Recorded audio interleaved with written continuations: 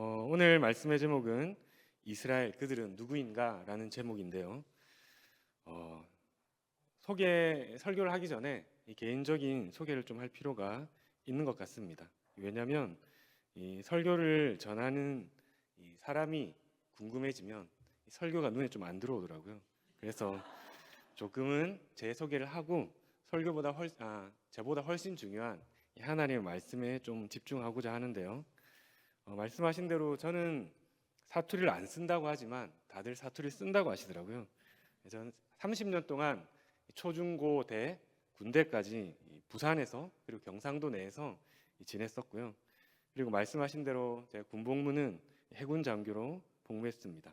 그리고 잠깐 공무원 합격을 잠깐 했기 때문에 그래서 공무원도 할 뻔하긴 했지만, 그러나 30세 되던 그때에 저한테 큰 이 변곡점이 있었습니다. 그러다 보니 이 공자의 말이 생각이 나더라고요. 30세를 이립이라 그러거든요. 뜻을 세웠다라는 뜻인데요. 부르심을 받아 사역을 감당하게 됐습니다. 고민 중에 소개하신 대로 저는 예수전도단이라고 하는 이 선교단체에서 3년 6개월 정도를 간사로 섬겼었고요. 그리고 그 이후에 지금까지 한 10여 년 이상을 이 교회를 섬겨왔습니다. 지금까지 서부제일교회까지 이렇게 섬기게 되고, 또 오늘 이렇게 멋지신 분들과 함께 이 시간을 보낼 수 있고 더 나아가서 하나님을 섬길 수 있다는 게 저에게는 큰 영광 같습니다. 가족이 궁금하시겠죠? 아내와 18개월 된 딸이 있습니다. 제 나이가 궁금하시겠지만 차차 알아가시면 될 것 같고요. 애가 늦었냐고 질문하시더라고요. 애가 늦은 게 아니라 결혼이 늦었습니다. 결혼을 못한, 이렇게 말하면 안 되겠죠. 결혼을 안 한 노총각과 노처녀들에게는 저는 복음이 될 수 있을 것 같습니다. 제가 늦게 결혼했기 때문에 한 3년 전에 결혼했고요. 하나님은 살아계시다는 걸 제가 몸소 경험했습니다. 40세 중반이 돼서 결혼했으니까 늦게 결혼한 건 맞겠죠. 좀 고민인 것은 제 딸이 15살 되는 때가 제가 환갑이라는 겁니다. 고민이긴 하지만 하나님은 살아계시니까 그 또한 잘 인도하시리라 믿습니다. 이제 저보다 훨씬 중요한 하나님의 말씀에 집중하고 싶은데요. 준비되셨죠? 한 사람을 알려면 무엇을 알아야 할까요? 외모. 40살이 넘으면 자기 얼굴에 책임을 져야 한다고 들었습니다. 좀 얼굴을 보면 알 수 있을 것 같기도 합니다. 그렇지만 또 잘 모르기도 한 것 같아요. 그 사람이 입고 두르고 있는 옷이나 액세서리를 보면 또 알 수 있을까요? 알 수 있는 부분도 있고 또 잘 모르는 부분도 있을 겁니다.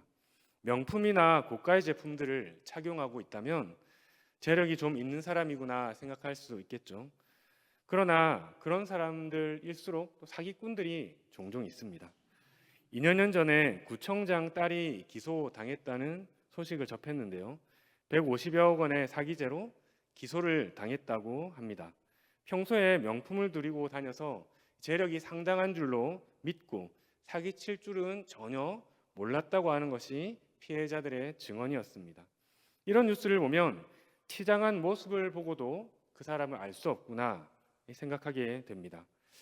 양력을 보면 그나마 조금은 알 수 있겠죠. 이 강사들이 강의를 하기 전에 자신의 양력을 소개합니다. 또 선거철에 정치인들도 이 명함들을 이렇게 돌릴 때 보면 그 뒷면에 무수한 양력과 이력들이 적혀 있는데요. 이 너무 많은 양력이나 이력은 또 신뢰를 주기보다 저런 시간에 저걸 다 할 수 있었을까? 이런 의구심을 낳기도 합니다. 그렇지만 과거는 세탁할 수는 없잖아요. 바꿀 수는 없기 때문에 외모보다는 어느 정도는 더 신뢰할 수 있는 정보는 맞는 것 같습니다. 회장 선거, 혹시 반장 선거 나가보신 분 있나요? 아마 여기 계신 분들은 다들 한 번쯤은 나가보셨을 텐데요. 먼저 알려야 되는 게 뭐죠? 이 연사 이렇게 외칩니다 하면서 나는 이런 일을 할 겁니다 라고 외칩니다. 과거의 일들을 잘 종합해서 저를 뽑아주시면 미래의 일을 이렇게 잘 감당하겠습니다. 이런 의미인데요. 학교와 학급을 위해서 할 수 있게 지금 저를 잘 뽑아주십시오. 이렇게 소개하는 것이죠. 물론 현실적이고 단기적인 이 선거판에서는 내가 잘하는 것을 드러나는 것보다 다른 사람이 못하는 것을 드러내는 게 훨씬 강력하기도 하고 효과적인 전략이 되기도 합니다. 상황은 안타까운 상황이죠. 그렇지만 한 사람을 제대로 알려면 과거의 행적을 알고 또 미래를 위한 주장들을 들여다보면 많은 도움을 받을 수 있는 것은 사실입니다. 이제는 트렌드가 지나긴 했지만 MBTI라고 젊은이들이 되게 많이 하는 거 있거든요. 그것을 도구로 구역 모임 때 한번 해보시면 재미도 있을 것이고 그분에 대해서 조금이나마 알 수 있을 텐데요. 오늘 본문은 출애굽기의 가장 앞에 있는 내용입니다. 출애굽기는 영어로 엑소더스, 즉 탈출이라는 뜻인데요. 애굽, 즉 이집트에서 탈출하여 나오는 내용입니다. 하나님의 구출 작전에 대한 이야기죠. 코로나로 또 오랜 지역 환경으로 또 어떻게 돌아가는지 모르는 시대 때문에 혼란스러워하는 성도들을 구출하여서 담대하고 당당하게 세워가야 하는 것이 지금 이 시대의 이 교회의 사명이 아닌가 싶습니다. 우리들도 광야교회를 거쳐야 되는데요. 광야교회를 거친다는 것은 변화하게 된다는 겁니다. 아마 지금보다 훨씬 더 불편할 수도 있다는 것이 이 변화의 시작점이죠. 때로는 그것이 두려움이 되기도 하고 때로는 그것이 기대감을 가지게 하기도 합니다. 장소나 이 상황이 녹록지 않게 되는 것은 말할 것도 없겠죠. 하지만 하나님께서는 그의 백성들을 그렇게 구출하십니다. 그런 의미에서 출애굽기를 잘 살펴보는 것은 중요하고 또 교회와 공동체, 이 개인에게도 교훈을 많이 주게 됩니다. 오늘 설교를 통해서 영적 교훈들이 이해되어지고 또 여러분들에게 그 말씀의 진리가 능력이 되길 주님의 이름으로 축원합니다. 오늘 말씀의 제목이 뭐였죠? 기억하시는군요. 제가 너무 여러분들을 좀 낮게 봤나 봅니다. 기억 못할 거라고 생각하고 지금 적어놨는데 다 기억하시는군요. 1절에 보면은 먼저는 그들은 야곱과 요셉의 자손들입니다. 6절을 보면 요셉과 그의 모든 형제와 그 시대의 사람들이라고 나오는데요. 이 사람들은 전부 다 요셉과 그의 형제들의 자손인 것이죠. 지금 창세기 마지막과 출애굽기 첫 단추의 그 사이의 과정을 이야기하는 것인데요. 애니메이션 영화 이집트 왕자 2의 주인공이 요셉이죠. 요셉의 후손들이 그들인데요. 2 같은 경우에는 요셉이죠. 그러니까 요셉의 후손들을 그린 것이 바로 출애굽기의 내용인데 요셉하면 뭐가 떠오르시나요? 다양한 이야기가 떠오르실 겁니다. 애굽의 국무총리, 그렇죠. 형제들에게 죽임 당할 뻔한 동생, 그리고 아버지에게 편애를 받은 막내, 꿈꾸는 한 소년, 또 꿈을 해몽하는 사람, 보디발의 아내에게 유혹을 이긴 청년 등 이 다양한 에피소드가 있습니다. 그렇지만 요셉은 애굽의 흉년으로부터 건져낸 사람입니다. 애굽의 왕인 바로가 꿈을 꾸는데 아름답고 살찐 7 암소가 강가에 올라와서 그 갈대밭에서 뜯어먹고 그 뒤에 흉하고 파리한 다른 7 암소가 나일 강가에서 올라와서 아름답고 살찐 소를 잡아먹는 그런 꿈을 꾸었습니다. 요즘도 꿈으로 깨닫게 되는 경우가 종종 있기는 한데요. 고대에는 지금보다 꿈은 대단히 신성한 것이었습니다. 즉 꿈은 신이 보여주시는 것이었습니다. 그렇기에 그 꿈을 해석한다는 것은 신의 마음을 알게 된다는 것이죠. 반대로 꿈을 해석하지 못한다는 것은 신과 소통하지 못하는 어둡고 혼란스럽고 암담한 상황이라는 겁니다. 그렇기에 이 꿈을 해석하지 못하는 바로는 큰 걱정거리를 가지게 된 것이죠. 더해서 그런데 이 꿈을 해석할 줄 모르는 것이 비단 바로뿐만 아니라는 겁니다. 주변에 다른 신하에게도 물어보니까 아무도 그 꿈을 해석하지 못하는 겁니다. 왕궁은 그 나라를 이끌어가는 아주 중요한 핵심 사람들이 모여 있는 곳이죠. 그런데 아무도 신의 뜻을 알지 못한다.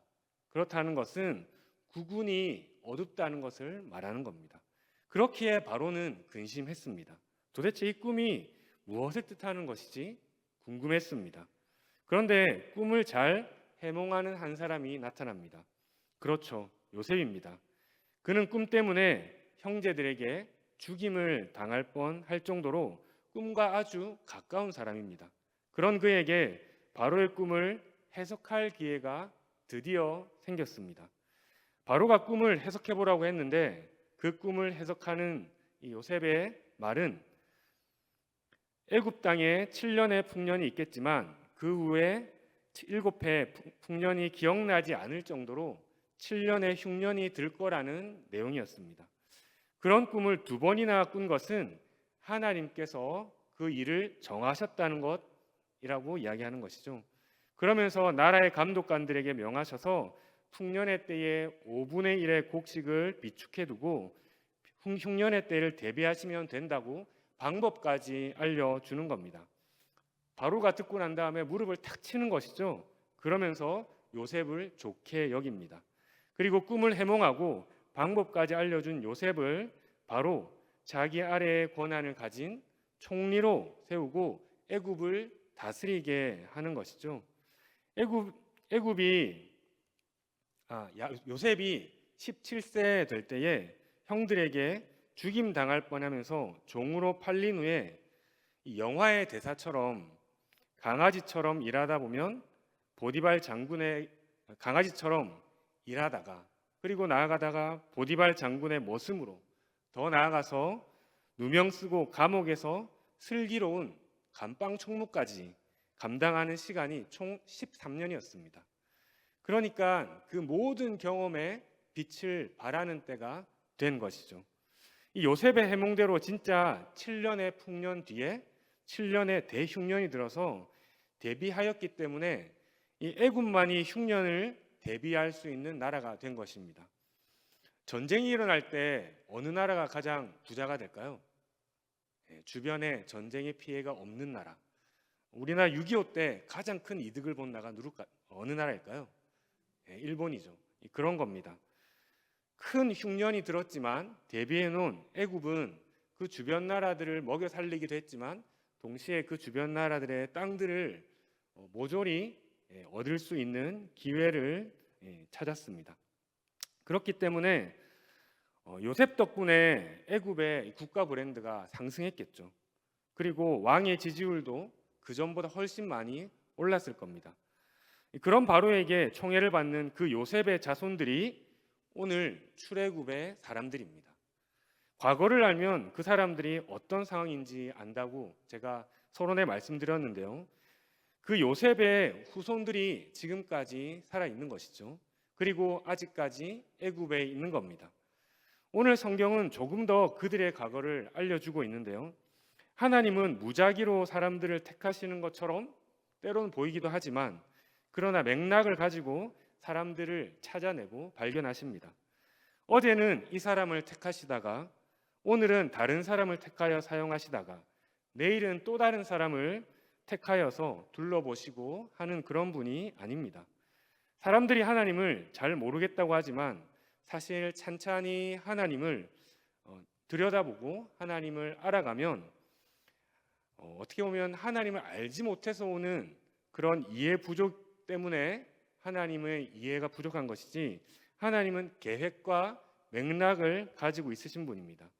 창세기 1장 2절에 보면은 어둠과 공허와 그리고 혼돈이 가득했던 그 땅 가운데에 하나님께서 천지를 창조하시는데 하나님은 그냥 창조하시는 것이 아니라 계획과 어떤 절차와 프로세스를 가지고 창조를 하십니다.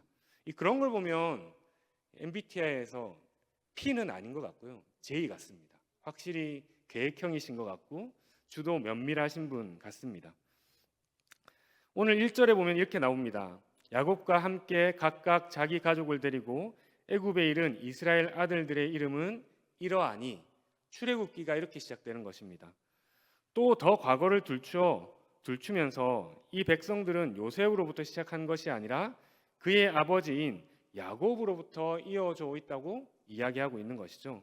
출애굽기가 갑자기 몰랐던 어떤 다른 사람들을 구원하는 그런 이야기가 아니라 창세기 이전부터 계속적으로 하나님께서 요주 인물로 보시고 그리고 그 사람들의 면면들을 살펴가시면서 그리고 그들을 이끌어 가시면서 창세기가 막을 내리고 그리고 꽤 오랜 시간이 거쳐졌지만 그럼에도 불구하고 그 사람들을 지켜보고 계신다는 겁니다. 야곱이 누굽니까? 오늘 제목의 이스라엘, 그 사람이 바로 야곱이잖아요. 즉 이스라엘의 시작은 야곱으로부터 시작한다고 해도 과언이 아닌데요. 요셉의 아버지이기도 하지만 그 이름의 주인공이기도 합니다. 야곱이 야복 강가에서 하나님의 천사와 겨루어 이겼다. 그 이름이 바로 이스라엘이잖아요. 이겼다는 표현이 사실 하나님을 이겼다. 이 표현이 어떤지 잘 모르겠지만 하나님께서 사실 져주신 것이겠죠. 그런 것처럼 하나님과 겨루어 이긴 자라는 뜻이 이스라엘이라는 뜻인데 힘의 원천인 그러나 그는 허벅지, 즉 환도뼈를 치셔서 그에게 인간적인 힘은 빼시게 됩니다. 하나님을 이겼더니 환도뼈가 부러지더라.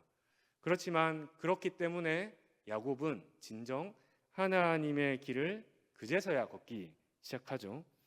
오늘 이 백성들은 그냥 애굽을 하나님의 은혜를 입게 한 요셉의 자손일 뿐만 아니라 하나님과 겨루어 이긴 야곱의 자손이기도 하다는 뜻입니다. 야곱은 또 누구의 아들이죠? 이삭의 아들이죠. 이삭은 사실 성경에 되게 작게 나와 있습니다. 들판에서 하나님을 묵상하던 사람, 이 정도의 내용이죠.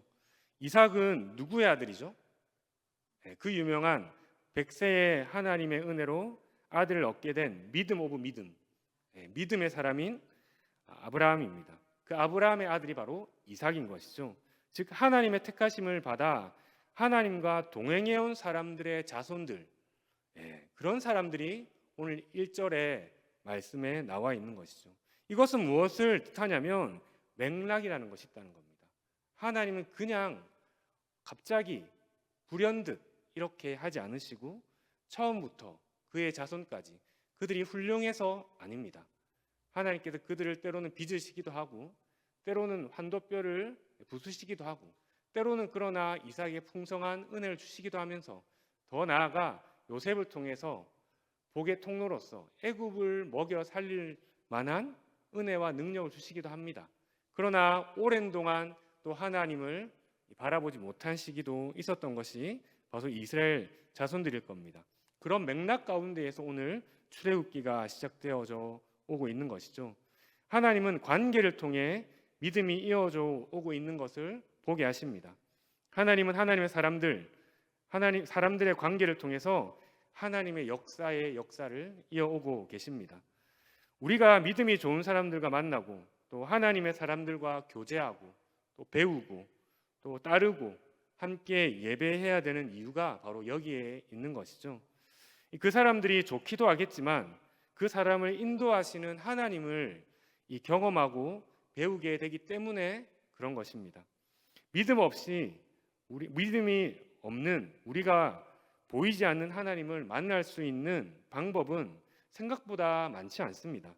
요셉처럼 꿈으로 만날 수도 있겠죠. 야곱처럼 하나님과 씨름하면서 그러나 불구가 되는 경험을 통해서 만날 수도 있습니다. 그러나 뼈가 부러져야 되는 경험이기도 하죠. 아브라함처럼 목숨과도 바꿀 수 없는 사랑하는 그 무엇을 바치고서야 그리고 그 순종함으로 하나님을 또 더 깊이 만나게 되기도 합니다. 그러나 그런 방법은 하나님께서 주로 쓰시는 방법은 아닙니다. 하나님께서는 하나님의 사람들과의 관계를 통해서 자신을 드러내십니다. 하나님은 특별한 경험 이전에 하나님의 친한 사람을 통해서 하나님이 누구이신지를 드러내십니다. 그것도 믿음의 싸움을 싸운 사람들, 하나님께 순종한 사람들을 통해서 하나님은 드러내시는 것이죠. 오늘 출애굽기에 등장하는 사람들이 그 믿음의 사람들인 야곱의 자손이자 요셉의 자손, 즉 창세기에서 하나님의 명령에 순종하여 하나님과 동행해 온 사람들의 후손이다. 이렇게 창세기는 시작하고 있는 것입니다.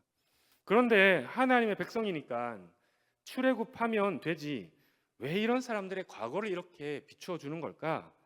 이렇게 생각하실 수 있겠지만, 왜냐하면 은혜로운 과거가 잃어버린 과거가 되었기 때문입니다. 5절과 6절에 보면 제가 읽어보겠습니다. 야곱의 허리에서 나온 사람이 모두 70이요 요셉은 애굽에 있었더라. 요셉과 그의 모든 형제와 그 시대의 사람은 다 죽었고. 창세기 50장 26절 출애굽기 2절에 이전의 말씀이죠. 요셉이 110세의 죽음에 그들이 그의 몸에 향재료를 넣고 애굽에서 입관하였더라. 하나님을 경험한 사람들이 다 죽었다는 뜻입니다. 창세기와 출애굽기 사이는 한 430년 정도 거리가 있는데요.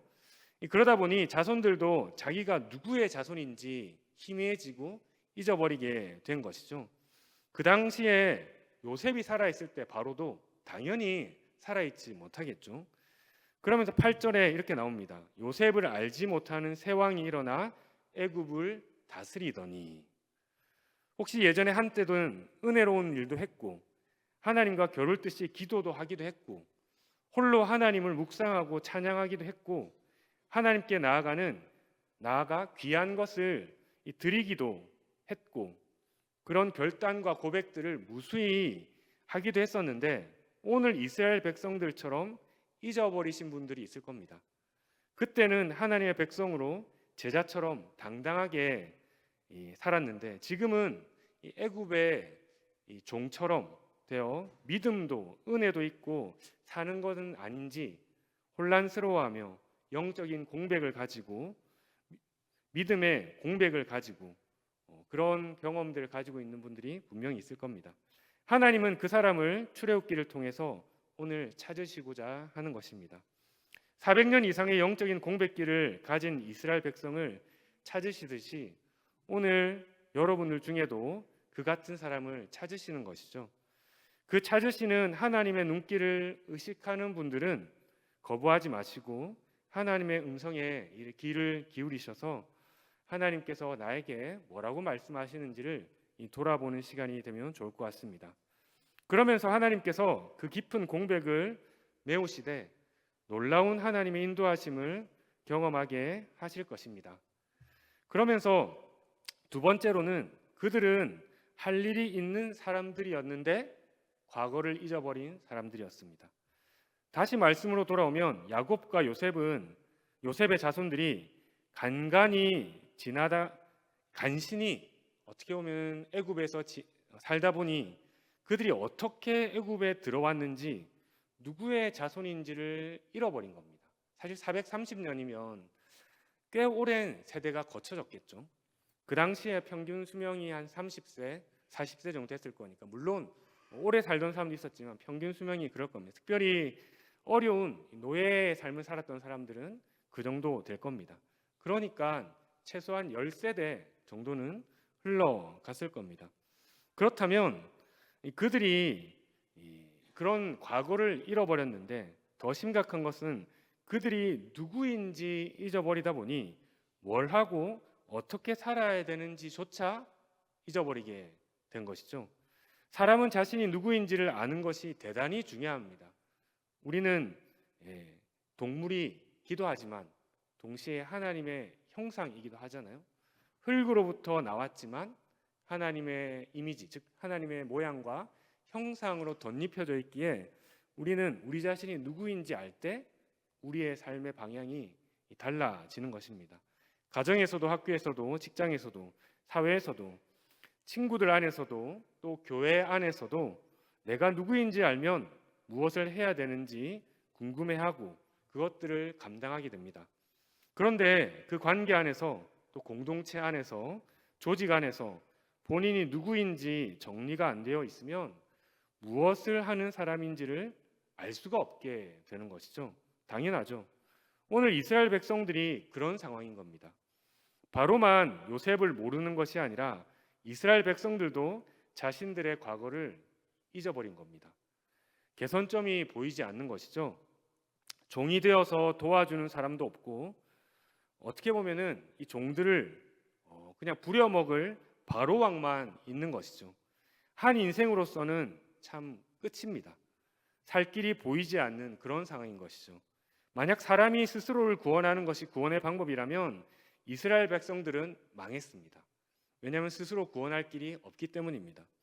순종할 힘도 하나님을 알아야 할 이유도 또 애굽의 종에서 벗어날 생각도 할 길이 전혀 없기 때문입니다.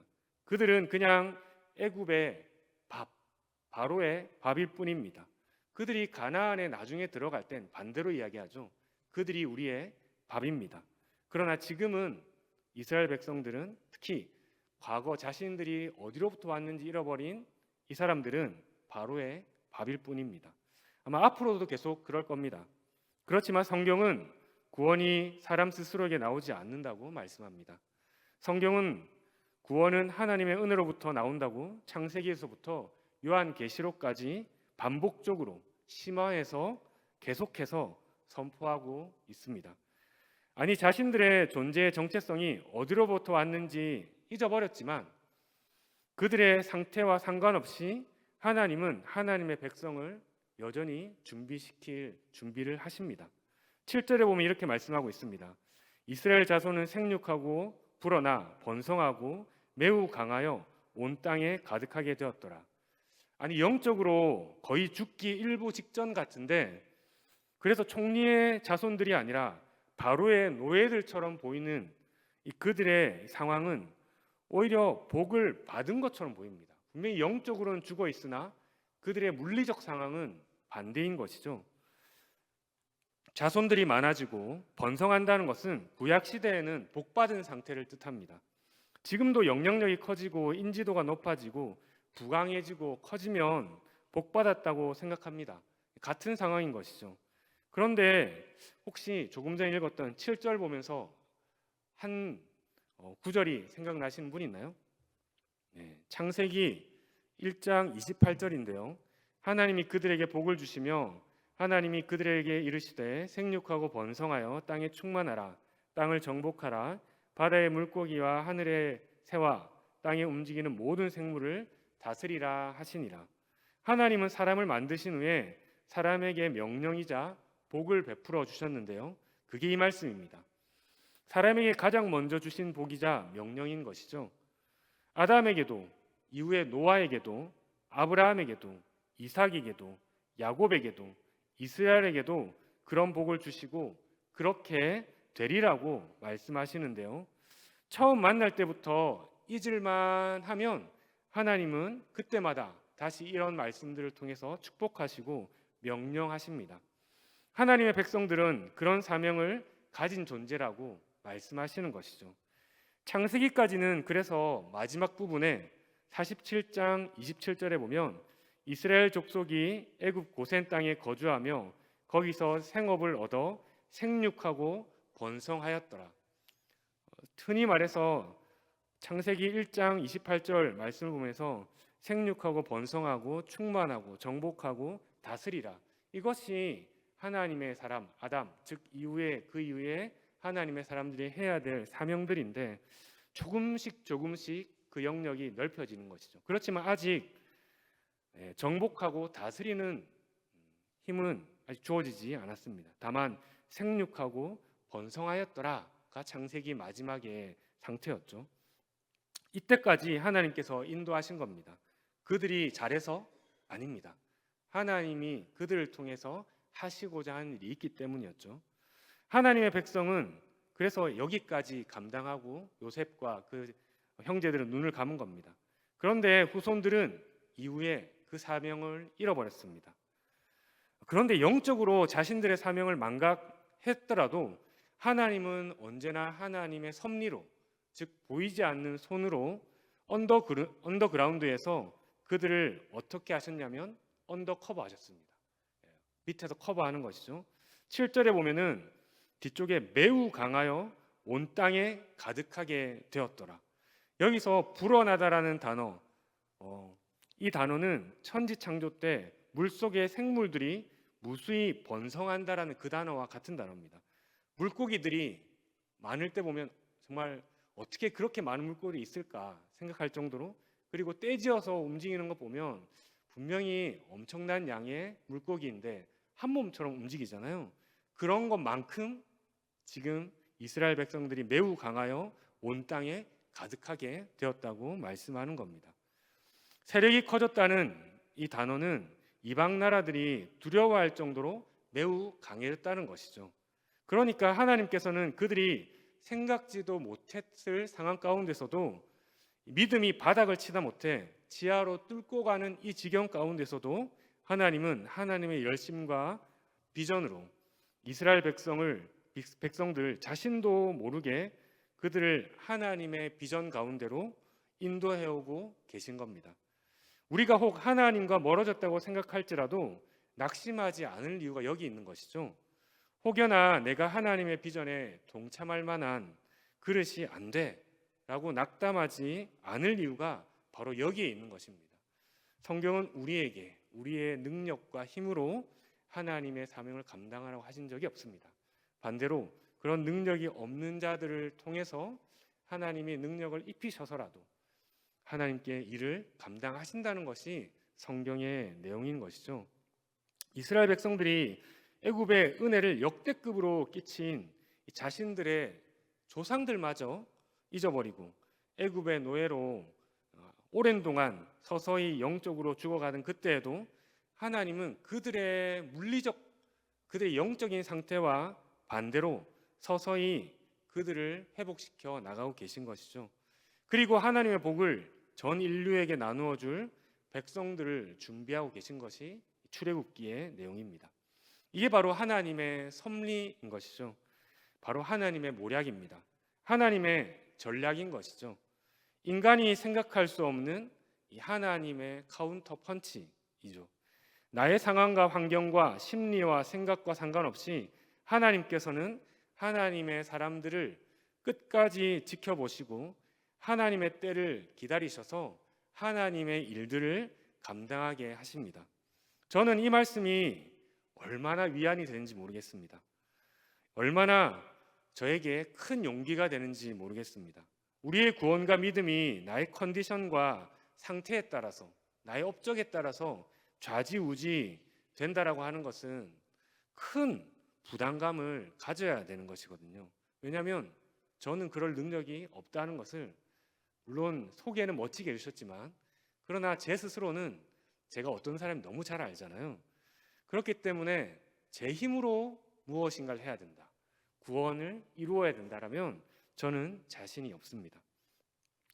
그러다가 아마 교회에서도 구역장, 지역장 섬기시다가 또 이런저런 직분을 가지고 섬기시다가 자신의 상황과 상태가 안 좋아지면 내가 아무 덕이 안 되니까 그냥 내려놔야지, 이제 좀 다른데 그냥 좀 덕이 안 되는 모습 보여주지 않아야지, 이런 생각하신 적 있지 않으신가요?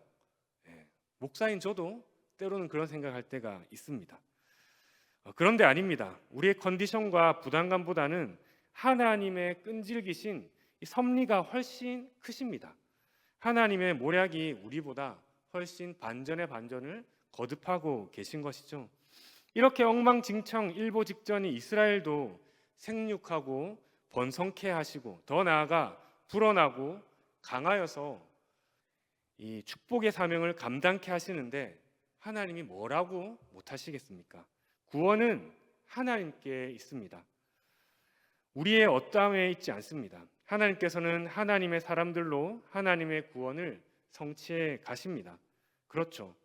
그러나 우리 자체로 구원케 하시는 것이 아니라 믿음을 주시고 또 힘과 능력을 주시고 또 성령을 충만케 해주시고 사람들을 붙여주시고 하나님의 비전을 보여주시면서 성취해 가신다는 것이죠. 그분이 바로 우리의 하나님이십니다. 그 하나님을 만난 것을 기뻐하면서 찬양하는 것이 저와 여러분이 가질 수 있는 유일한 낙이자 이 유일한 사명 첫 번째인 것이죠. 말씀을 마무리하겠습니다. 우리는 누굽니까? 오늘 창세기에 이어서 출애굽기에서 보여주신 하나님의 비전이 아직 다 이루어지지 않았습니다. 다시 한 번 더 창세기 처음에 주셨던 하나님의 복이자 명령인 창세기 1장 28절을 읽어드리면, 하나님이 그들에게 복을 주시며 하나님이 그들에게 이르시되 생육하고 번성하여 땅에 충만하라, 땅을 정복하라, 바다의 물고기와 하늘의 새와 땅에 움직이는 모든 생물을 다스리라 하시니라. 이것이 곧 복이자 이것이 곧 사명입니다.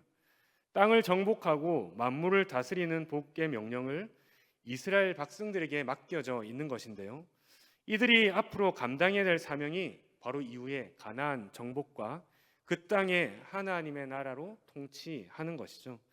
그런 그들은 과거와 미래를 사실 다 가진 사람입니다. 지금은 비록 과거도 잊어버렸고 미래도 잊어버린 사람들이지만, 그러나 그 모든 것을 알고 계시는 분, 유일한 분, 하나님이 그들을 붙잡고 계시기에 그들은 과거와 미래를 가진 사람입니다. 그러면 오늘 우리는 누구입니까?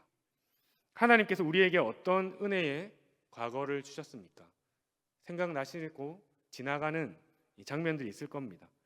그렇다면 우리에게는 어떤 미래의 사명을 주셨을까요? 그러면 우리는 누구일까요? 하나님께서는 우리에게 하나님의 사람들을 보내주십니다. 그리고 우리 가운데에도 하나님의 신실한 사람들이 있습니다. 우리는 지난날로부터 이어져 온 사명들을 감당해야 되는 사람입니다. 우리는 우리가 누구로부터 믿음이 이어져 왔는지 적극적으로 나누어야 되는 것이죠.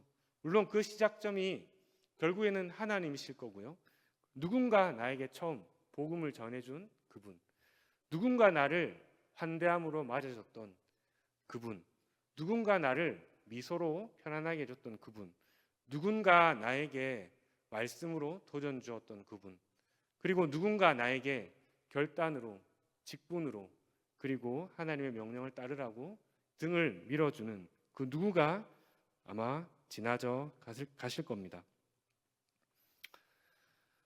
우리는 우리에게 주신 은혜를 때때마다 그래서 나누어야 되는 것이죠. 그러다 보면 우리의 사명, 즉 미래가 보이게 될 겁니다. 우리는 믿음의 순종에 대한 결단들로 우리의 말들이 채워져야 되는 것이죠. 물론 때로는 세상 살이에 대한 고단함, 그리고 때로는 이 시대에 또 맞게 살아가는 고민들, 또 나눔이 필요하죠. 그러나 우리의 입에 가장 많이 차지해야 될 것, 특별히 하나님의 공동체에서 많이 차지해야 될 것이 주님께서 주신 은혜, 우리에게서 나누어진 그 은혜의 말들이 많이 나누어져야 되는 것이죠. 우리는 우리에게 홀로 하나님을 묵상하고 노래함으로 공동체를 세워가라고 하는 것이 아니라 함께 세워가라고 하시는 하나님의 이 복되게 하는 명령을 잘 기억해야 될 겁니다. 그렇지만 그런 말들은 부담스럽잖아요. 낙심하지 않으셔도 됩니다. 하나님은 여전히 하나님의 섭리로 우리를 이끄시기 때문입니다. 내가 그러지 못하더라도 하나님께서 우리의 삶을, 젊은이들이 표현인데 하드캐리 하실 겁니다. 열심히 이끌어 가실 것이기 때문에 우리의 이 성도로서의 삶, 또 신앙인으로서의 삶, 또 그리스도인의 삶을 이때를 잘 붙잡고, 담임 목사님이 말씀하셨잖아요. 청년의 때 생각보다 넓습니다. 그리고 중년의 때에 생각보다 넓습니다. 청년과 중년의 나이대라면 물론 또 더 이렇게 오래된 중년들이실 수 있지만, 모두가 그때를 붙잡으시고 하나님께서 우리를 다스려 가실 것이라는 믿음을 가지고 살아가시길 바랍니다. 그래서 이 시대에, 이 지역에, 이 교회에서 우리 공동체를 우리는 잘 정복해 가고 다스려 가면서 출애굽기로부터 하나님께서 이스라엘 백성들을 그렇게 하셨던 것처럼 우리에게도 그리 하실 것처럼 믿고, 이미 사실 그렇게 하셨거든요. 그것들을 소망하면서 나아가는 저와 여러분 되길 주님의 이름으로 축복합니다. 이 시간 같이 기도하고 싶은데요, 함께 기도하고 싶은 것은 우리가 우리의 어떠함에 놀라지 않으셨으면 좋겠습니다. 오직 하나님의 신실하심으로 정말 하나님 뜻 가운데에 때로는 우리의 스스로의 모습을 통해 낭망하기도 하고, 때로는 우리의 과오, 또 우리가 가지는 어려움들, 또 지금 시대의 혼란함들, 그런 것들 때문에 앞으로 나아가기에 주저주저할 때도 있지만, 그러나 그럼에도 불구하고 우리보다 훨씬 더 집요하고 신실하신 하나님이 그 열심히 우리를 구원하시는 것을 믿고 나아가면서, 오늘도 그 하나님께서 우리에게 주신 사명, 더 나아가서 앞으로 우리에게 복되게 하라고 하는 그 할 일들을 잘 감당해 나아가는 저희 될 수 있도록 주님 인도하여 주십시오. 더 나아가서 하나님, 우리 관계 안에서 그런 복의 복을 더 경험하게 하시고, 생육하고 번성하고 땅에 충만하고 땅을 정복하고 다스려가는, 그래서 이 모든 영혼들이 하나님의 형상과 모양을 닮아가기를 바라는 그런 서부제일교회 될 수 있도록 주님 인도하여 주시옵소서. 예수님의 이름으로 기도합니다. 이제는 우리 주 예수 그리스도의 은혜와 하나님 아버지의 무한하신 사랑과 성령님의 감화, 감동, 교통하심이 은혜의 때와 축복의 비전을 잊어버린 세상의 종으로 살지 않고 하나님의 백성으로 사명을 감당하기로 결단하는 여기 모인 모든 예배자들과 서부제일교회 위에 이제부터 영원토록 함께 하시기를 간절히 축원하옵나이다. 아멘.